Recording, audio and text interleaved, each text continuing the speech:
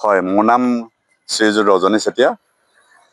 মই বৰ্তমান Betbari higher secondary ফিল্ডত আমি বেতবাৰী এথলেটিক্স একাডেমি বুলি এটা একাডেমি খুলি আমি ইয়াৰ যিখিনি প্ৰতিভাৱান খেলুৱৈ আছে সেইসকলক আমি দুইজনে প্ৰশিক্ষণ দি আছোঁ। আৰু এই প্ৰশিক্ষণৰ দ্বাৰা আমাৰ প্ৰশিক্ষণৰ দ্বাৰাই আজি নেশ্যনেল পৰ্যায়ৰ গ'ল্ড মেডেল ল'বলৈ সক্ষম হৈছে। আমি অত্যন্ত আনন্দিত হৈছোঁ। আমি যদি আমাৰ এই ফিল্ড আৰু ইকুইপমেণ্ট যদি আমাক চৰকাৰে যদি অলপ যদি সহায় সহযোগ কৰে তেতিয়াহ'লে নিশ্চয় আমি আৰু প্ৰতিভাৱান খেলুৱৈ আমি এই বেতবাৰীৰ পৰা বা শিৱসাগৰৰ পৰা আমি উলিয়াই নিবলৈ সক্ষম হ'ম। নমস্কাৰ, মোৰ নাম শ্ৰী স্নিগ্ধপ্ৰতিম কোঁৱৰ। মোৰ ঘৰ বেতবাৰী 2 নং কংগাঁও। মই athletics federation of India 36 east Jon national গেমছত এথলেটিক্স ফুট গেমছত আণ্ডাৰ 16 এজ গ্ৰুপত গ'ল্ড মেডেল লাভ কৰিছোঁ। মোৰ পাৰফৰ্মেঞ্চ 16.02 মিটাৰ। আৰু কেনেধৰণে এই পদক লাভ কৰিবলৈ কেনেধৰণে প্ৰশিক্ষণ লৈছিল? প্ৰশিক্ষণ ৰজনী চেতিয়া আৰু ৰাজেন গগৈ ছাৰ আমাক প্ৰশিক্ষণ দি আগবঢ়াই লৈ গৈছে।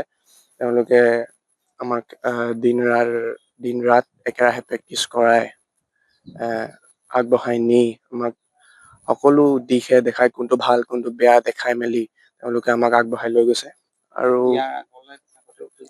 আগতে মই তামিলনাডুত জুনিয়ৰ নেশ্যনেলত গ'ল্ড মেডেল পাইছিলোঁ, কলকাতাত চিলভাৰ মেডেল পাইছিলোঁ, উৰিষ্যাত ব্ৰঞ্জ মেডেল পাইছিলোঁ।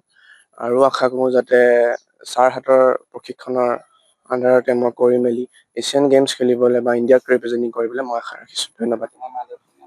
মাৰ দেউতাৰ নাম মোৰ দেউতাৰ নাম সীমান্ত কোঁৱৰ, মাৰ নাম সীমা কোঁৱৰ। নমস্কাৰ, মোৰ নাম পাৰ্থপ্ৰতিম বুঢ়াগোহাঁই। মোৰ ঘৰ বেতবাৰী 2 নং কৰগাঁৱত। এথলেটিক্স ফেডাৰেশ্যনত হোৱা 36 ইষ্ট জোন চেম্পিয়নশ্বিপত মই শ্বট ফুট আণ্ডাৰ 18ত চিলভাৰ মেডেল লাভ কৰিছিলোঁ আৰু মোৰ পাৰফৰ্মেঞ্চ আছিল 16.81 মিটাৰ।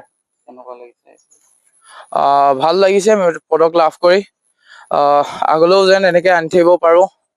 আৰু এটা সপোন আছে যে মই ইণ্ডিয়া হৈ খেলিব চেষ্টা কৰিম, ইণ্ডিয়া হৈ খেলিবলৈ।